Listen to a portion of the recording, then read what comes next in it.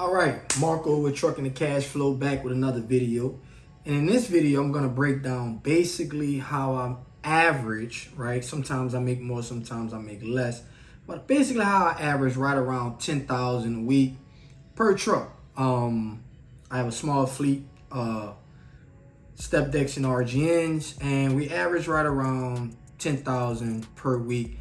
Maybe the step deck might be at around 8,500, 9,000 averaging per week, but close to the 10,000 range as well. But first, let me give you a little bit of backstory, right?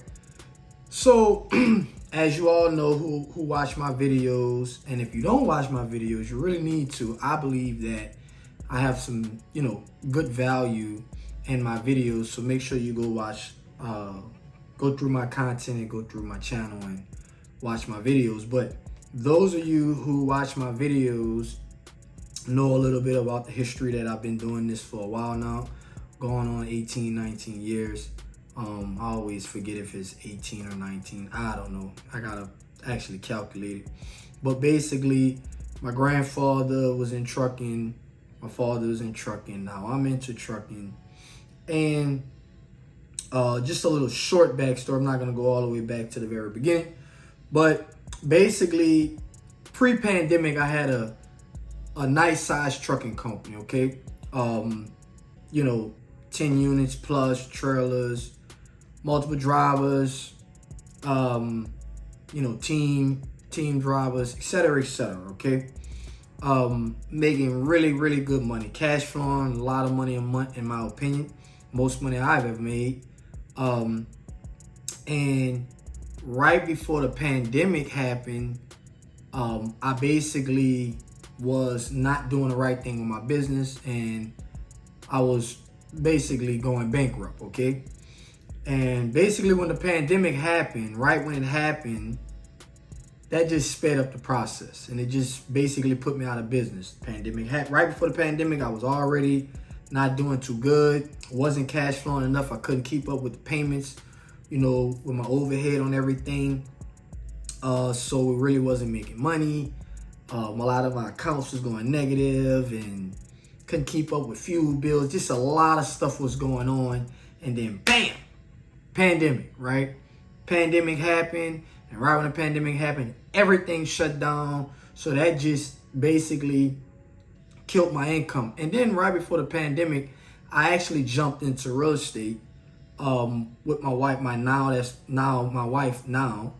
And not saying that real estate wasn't good to me, because it actually was good to me, but I should have just stuck with what I was doing. And I just was growing the company too fast. I was doing too much stuff, and I just wasn't giving my company the time that I needed to give it. So anyway, so then the pandemic happened. When the pandemic happened, it just, everything just shut down. You was not running, no loads, nothing was moving. You was locked up in the house, and no money was coming in. There was no cash flow, right? And those that know about the trucking industry, cash flow is very important, right? It's a brutal business. You need to make a lot of money. You need to make it fast because you need to keep up, period. That didn't happen. It just shut me down. So I basically went bankrupt and I lost my business, all right? Then, so I went through a very emotional time. It was very discouraging, but I worked through it. My wife actually just kept on me. It was like, hey, look, just get back into it. I kind of didn't want to really get back into it, but I did. So, especially because it was post-COVID prices, right? And it was making some good money. But I did, I wound up getting incarcerated, so I went down a little time in, jail or whatever. So that kind of messed me up as well. So when I got out, I went on ahead and got back into trucking again. And I start rolling again, right? It's these post-pandemic prices, getting paid big money. I'm like, oh man, I'm about to kill them. So what did I do? I went out and I bought some high price equipment. like mostly everybody did during that time. And equipment was just high price. I had to pay drivers top money. And I jumped into the reefer drive-in game because it was easy to get in, you know, easier than other things. And I was hauling hazmat. I was making money. Things was going, you know, I wouldn't say great, but they was going really, really good. The reason why I wouldn't say great is because I've made way more money than that before. Things were going really, really good. And then what happened? That what I call post-pandemic happened, right? The bottom just fell out. So what do you think happened to me? Well, I'm not going to say I went bankrupt, but basically, you know, I went down again. And after that, that almost destroyed me. It just mentally sent me in a place, something I've been doing, you know, for a long, long time. It just sent me in a place like, man, do I really know what I'm doing? Why is this happening to me? What's going on? Like, what is this? What's going on, right? So, you know, I had a lot of time to think and reflect on things that was going on in my life. And I started doing a lot of praying, right? A lot of reading my Bible, a lot of praying, a lot of reading other books as well. And I basically became a better person and started handling things a lot different than what I was doing in the past when I was running the trucking company, right? And nonetheless, basically, I just changed up some things, and now here I am, you know, back rolling again. You know, like I said, we average right around 10,000 a week per truck on every truck consistently. You know, we have some bad weeks, just like any other trucking company. But in all, you know, just being honest, when I look at the numbers, and you know, sometimes it's 12, 14, 15, 16,000, 17, 18,000. You might go down to 9. You know, it averaged out right around that 10,000 range. And I'm going to share with you guys some things that I fixed for me, and it worked for me. Maybe you can take these things and you can apply it in your business. Or maybe you're about to open up a trucking business or be an owner operator, and these things could be helpful to you, right? So basically, let's get straight into it. One of the top things that I did, the first things that I did, and I just had to do, right? And I didn't realize that this was a thing, right? But I changed my mindset. Like, I had to do it. I did it, and it worked, right? It didn't work immediately that I thought, but it was something great that I did. And when I said I changed my mindset, I didn't focus on no negativity, right? Remember, this was during the time, this was like what I call post-pandemic numbers. And this is when the market just was crashing, right? Negativity everywhere, all over YouTube, all in Facebook groups. I don't even go in Facebook groups no more. In my opinion, Facebook groups is like horrible. You used to can go in Facebook groups and get a lot of help, a lot of knowledge, ask questions, whatever. Trucking Facebook groups, in my opinion, is like the worst. Everybody's negative. Everybody got an opinion and whatever, right? It's just a bunch of negativity. So I just focused on nothing but positivity, right? I just, started having a lot of gratitude and just being thankful for the things that I did have. I wasn't worried about what I didn't have, right? And I started focusing on, just positivity. I stayed away from the negativity, right? And the reason why I did that is because when you focus on negativity, it basically sucks your energy to where you don't even have the energy to get up and do anything, because if you're already thinking negative, right? You already, before you even get up and go do the thing that could yield you a great result, you won't do it because you already put it in your mind that it don't work, right? Why would I go buy a truck because the market is trash? Why would I start a dispatching company because everybody says the market is garbage? Why would I, get this type of trailer or that type of trailer, get in this market or run this lane or whatever, because I'm watching negative videos on YouTube. I'm watching negative videos on TikTok, Instagram, Facebook, or whatever. Everybody's saying, oh, the market's crashing and da da da. So what I did was I flipped the switch. I said, well, if the market has flipped around and is crashing, well, I looked at it as in the way of like Warren Buffett and the Rockefellers, and I'm not sure exactly who quoted, but buy when there's blood in the streets, even when it's your blood, right? So I went to thinking, okay, if the market is like that, they got to have some type of opportunity out there, right? Lo and behold, they did. Equipment was easier to get. It was cheaper. It was easier to get. And markets that was usually harder to get into was actually easier to get into, right? So just changing my mindset to look at things and look for the positive in these things, in certain things, and not focus on the negative. That was a big win for me, okay? So the next thing was I started changing the way that I use my time, right? I only focused on things that move the needle, right, in my favor, right? So like a big thing for me is, I don't watch TV or anything, right? There was a time where I would like binge watch shows on Netflix or whatever like that, and I would go out and party and just do things that just didn't yield me a great result, And I thought that it was okay because I still, was running a good business. I still was making money or whatever like that. But I changed my the way that I use my time, right? So, one of the biggest things that I just don't do is I don't watch TV. I just don't watch it.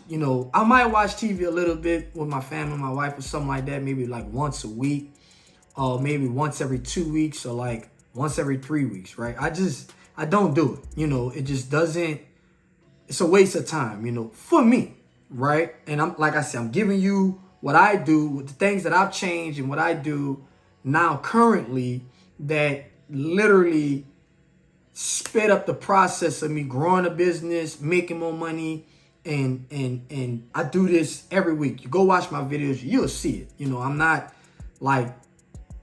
This is no fluff, right? This is not, this is not a game, all right? So anyway, I don't watch TV.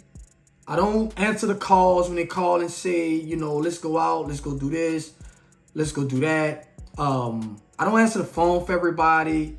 I'm like focused. I'm only focused on what I'm doing. So by me, focused on what I'm doing, that, those hours that I would take to watch TV, right? I would take that 1 hour a day, 2 hours a day, and I would read a book. All right. I would read a book on how to manage a business. I would read a book on sales. I would read a book on how to manage a company, any company. I would read a book on how to communicate with people better, right? So that would help me communicate with my drivers. I would read my Bible heavily. Like I'm heavily on, reading scripture, right? I would just study scripture over and over and over again. Okay. And I would take time to, instead of, going party and do these other things, I would take time and energy and money, and I would purchase an online course, right? And I would take these online courses, and I would attend these webinars. I would even go physically and go, attend seminars, right? And I would get a bunch of training because something was just telling me like, okay, what's going on? I need to make myself better, right? I need to figure this out on why some people in the same industry that I'm in, they're growing and they have a big time company and they're great. But I'm over here falling off basically, right? Now, some people say, oh, well, this was the reason, and they'll like make excuses for themselves, and I didn't, right? In the past I would, and I believe, in my opinion, that's why I kept, falling, because I would like make an excuse for myself until I just got up and rised up. And I said, you know what, I'm just not going to make excuses for myself no more, and I'm just going to do what I have to do, right?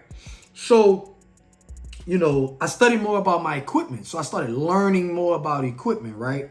and understand that certain equipment I would stay away from, certain engines I would stay away from. I only want certain years of equipment.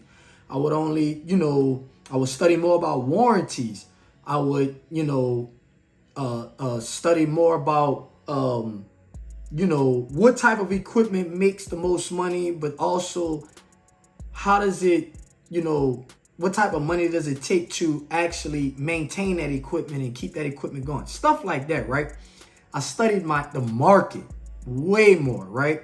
A lot of people, they don't actually study the market. They don't actually look at numbers, look at lanes, look at tonnage coming in, tonnage going out, tonnage coming in, into the port, stuff like that. I can get deep into that, right? But I started studying my market, right? Another thing was I stopped running wild, meaning I stopped running all over the country, and I said, you know what, how about I stay in a certain area, I study that area, and I learn that area. And by me doing oversize, overweight and oversized, that's very important, because by me studying the lanes, I know about how much permits cost.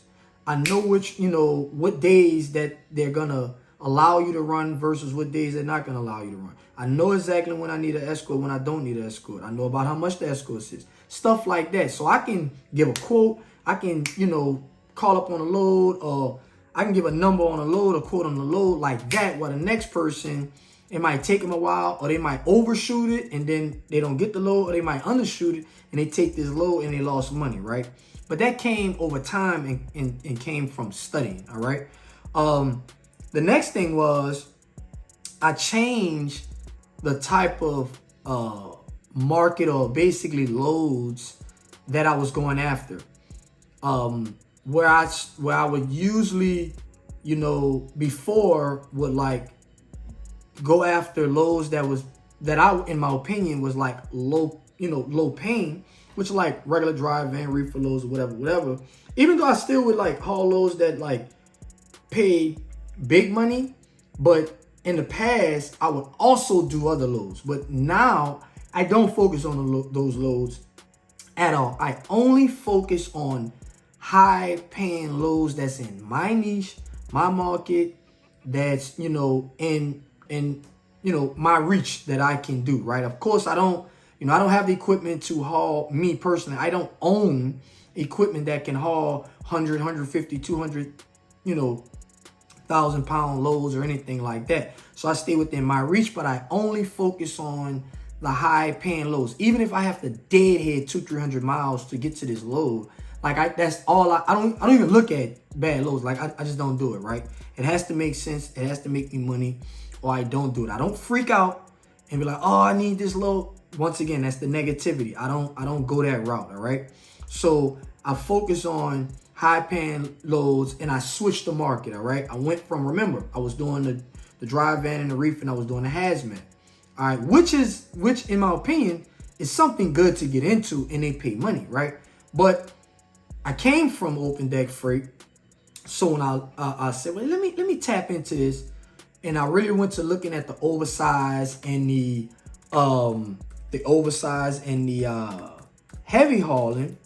And when I did that, I seen the amount of money they was making. When I seen the amount of money they was making, I was like, all right, let me get into this, right? Now, the first thing that went off in my mind was how I'm gonna afford to get this equipment. Man, these trailers are, $40, $50, $60, $70, $80,000. The trucks, the type of trucks, the heavy haul truck, Once again, that was that negativity trying to get in my mind, trying to shut me down, but I didn't allow it. I just kept going, right? So, and another big thing is I focused on mastering one thing, all right? I didn't try to do the flatbed, the step deck, the RGN, the drive van, the reefer, the hot shot, the box truck. I didn't do all that. I said I'm going to go into specialized freight, and I'm going to do specialized freight only, period. I'm not over here. I'm not over there. I'm not over here. I'm not so I basically just what they call mastery stack, right? I focus on mastering one thing at a time, and I focus on mastering, my lane, my equipment and what I do, right? And by me doing that, I don't run into a lot of problems that a lot of other people run into because I'm focused on what I do, right? So with that being said, these are some things that I believe that if people was to implement, or some things that if I would have knew, if somebody would have told me their story, or, you know, to do these things, or I would have heard about these things when I first started in trucking, or when I had a trucking business and I would have actually done it, I believe that I would have done better. So I'm putting this video out for other people, you know, to see if it's valuable, you know, to you. Yes, they have other things that I do on the load board and techniques and stuff like that. Anybody can learn that, in my opinion. And I will be putting out videos for that. I guess I'll just make a part 2, 3, 4, however long that I need to do this. But until then, if you like the video, please like the video, leave a comment for me in the video. Help me, help you, help me be better with my YouTube channel. Remember, I'm OG in trucking, but I'm new to YouTube, right? And if you would like to see more videos like this, make sure you hit the subscribe button. Until then, Marco with Trucking the Cash Flow. I'll see you in the next video.